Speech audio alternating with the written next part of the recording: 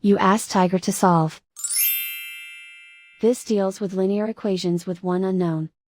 The final result is x equals 4/3. Let's solve it step by step.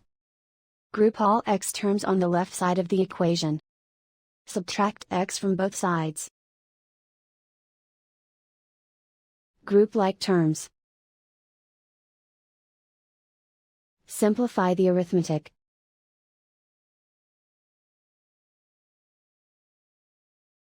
Group all constants on the right side of the equation. Add 8 to both sides. Simplify the arithmetic.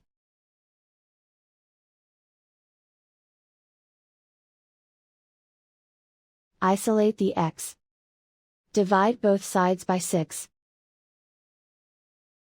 Simplify the fraction. Find the greatest common factor of the numerator and denominator. Factor out and cancel the greatest common factor. And so the final result is x equals 4/3.